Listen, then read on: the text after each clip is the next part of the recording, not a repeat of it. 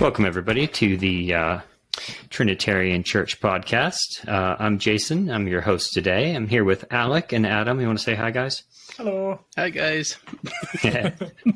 Hey, so today we're going to cover a pretty interesting podcast.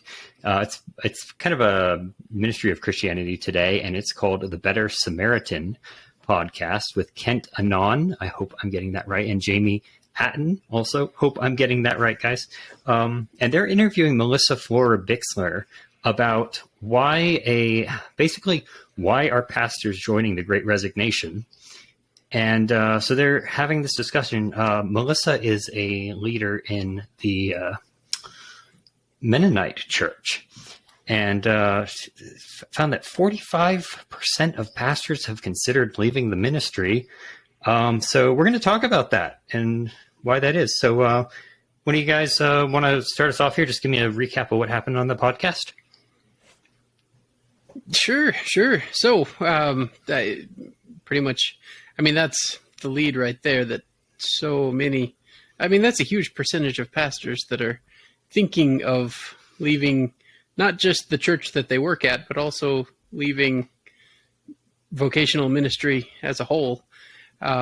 And so they talked some about what are the unique challenges that pastors are facing today compared to being a pastor is a hard thing every day, always. But specifically, she talked some about COVID and conversations within churches, like when were churches going to be ready to meet again in person? Were churches going to take a break and just do online church at all? Or some churches didn't take that step, and some polarization around that issue and lots of other issues that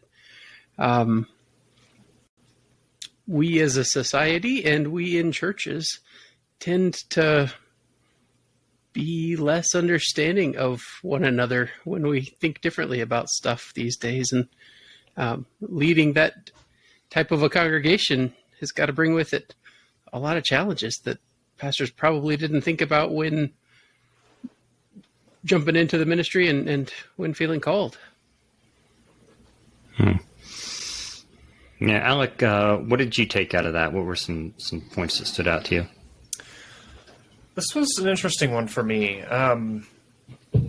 As someone who's not in church ministry on a regular basis, kind of adding my 2 cents here and there when it's asked for, but not having that be my full-time vocation. So kind of speaking as a bit of an outsider, it was interesting that there's these issues that, like Adam said, we haven't done a great job as a society or even within the church about reconciling our differences on some of these issues.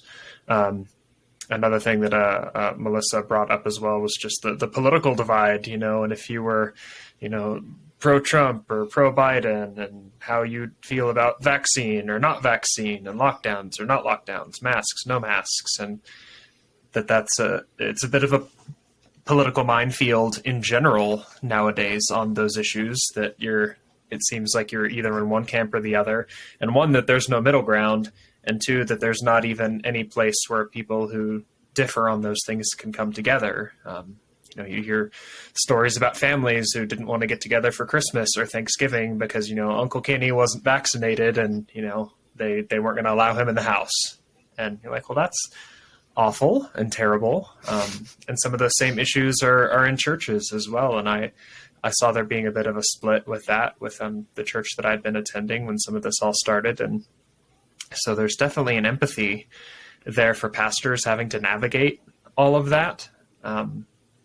But at the same time, I think it's a good challenge for the church in America to have on a global scale. It seems like we as the church have had it pretty easy, relatively speaking, not having to deal with a whole lot of persecution or, political difficulties, and being able to just practice our faith openly. We haven't had any of that. And so that a challenge has come the church's way, I think will be better for us in the end. though I don't think we're at the end yet. And so living in that middle time of, what is this going to do? How is this going to help or hurt the church, and separate wheat from chaff? And I don't mean that as far as in people being, unworthy or anything like that, but for people who are really letting their political vision guide their faith instead of the other way around.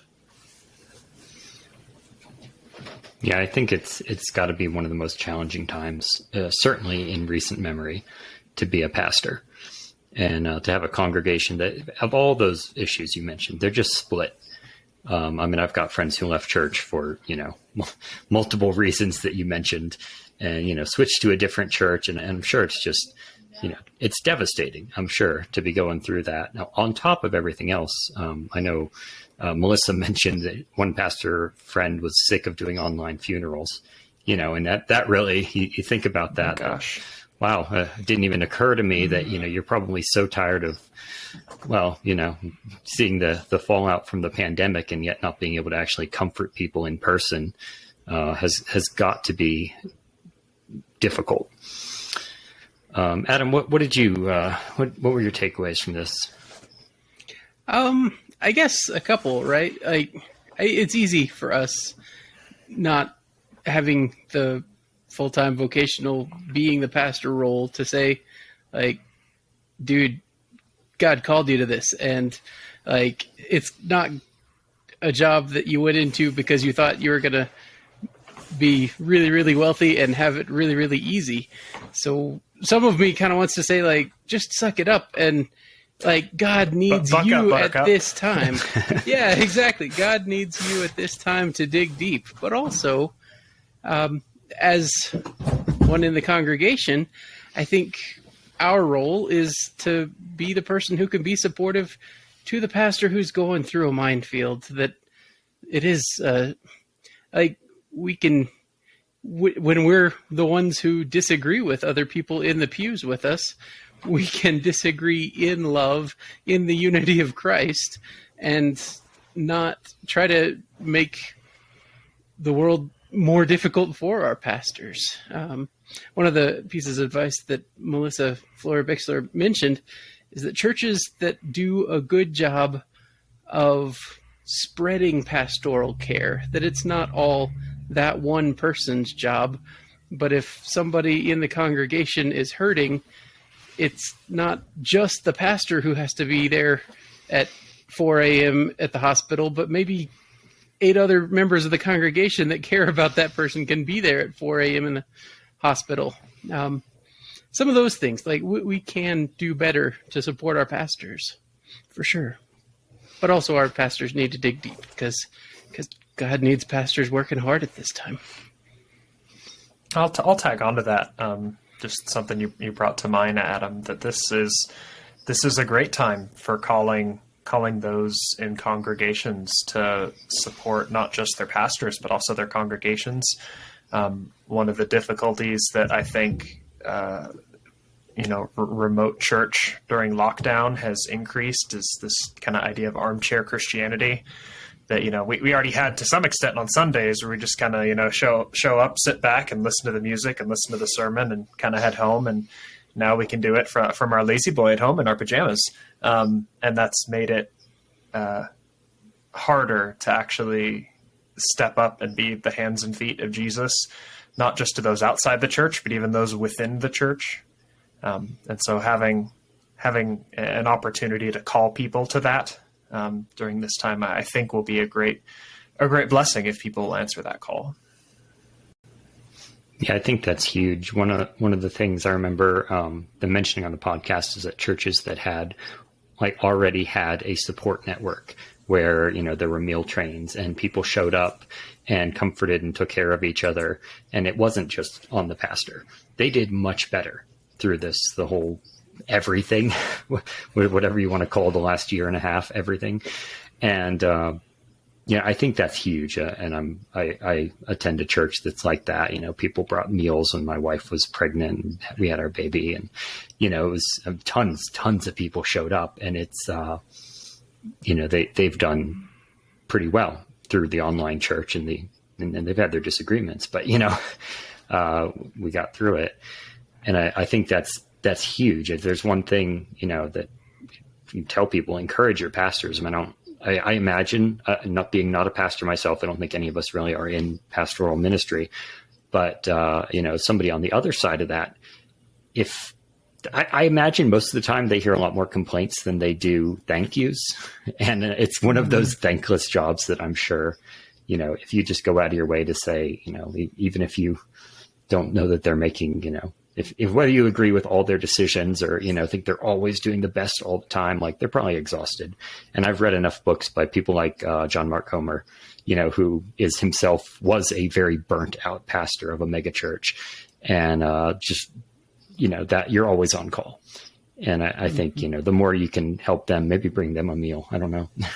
But I think that's really critical. That's what I took away from this more than anything else. So, guys, any last thoughts? What else did we, what else can we do here to help our pastors who apparently half of them want to quit? I also think some of the burnout does come from, so some of it is the stuff that's unique to this time, but some of it is that being a pastor has always been it's not a 40-hour job. It's a 400-hour job. And some of that is recognizing that even if your pastor's not good at setting their own boundaries, congregations can honor that and not ask the pastor to show up to every single event that the church does, right? Maybe let the pastor breathe and spend time with their family. And I don't know, I've got a lot of friends in an alumni group. I went to Truett Seminary. Some of them are preaching 50 Sundays a year, and some of them are co-pastoring and preaching 20 Sundays a year. And finding a balance of how often does your pastor get to go to church, and not be the one who's responsible for leading every week is things that we can do for our pastors. So for me, I've had an interesting experience lately in as far as my church experience goes. I've been visiting an Orthodox church for the past few weeks, and the priest today was even talking about the blessing that is confession, and going to your priest to be able to confess. And that itself doesn't necessarily square into the conversation, but one of the things he mentioned is that he's like, even as a priest, I go to other priests to confess, to have that kind of fellowship amongst my brothers, and that I have that. And I think what that really highlighted for me is needing to have just a lot of that support and accountability, even from a higher level than a pastor. And, this will depend a whole lot on, whatever denomination you happen to be in and what structures are available to be able to help them. But I think, like with what Adam was saying, having things maybe broken down a little bit more, and to not put so much on this one individual to kind of hold their church up.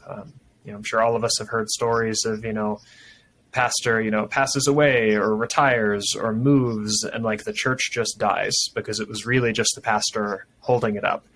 And we don't want to have that. We want to have thriving church communities that are going to be that way regardless of who's in the pulpit on Sunday morning. And so getting some of those responsibilities maybe parsed out to other places, that, we don't need the pastor at every single event, like Adam was saying, and then maybe he can, pick, the things that he'd like to attend and still be able to have the time that he needs for his own spiritual growth and development, not even accounting for what he has to help lead his congregation in, but, time with his family as well, and for recuperation. And so kind of reevaluating just the duties that placing on one person, I think, is a really critical thing in this time, especially. Yeah, I've spent some time in an Orthodox church myself, and then I loved how much people just stepped up. Even though they do have kind of a centralized authority structure, people knew that they had to be there and had to be participating. There was no just show up and listen to a TED Talk and go home. And that was cool. And, the more we have of that, probably the less burnt out pastors we'll have. So anyway, thank you all for listening. We love talking about this stuff with you. Hope you're all doing well. God bless and take care. See ya.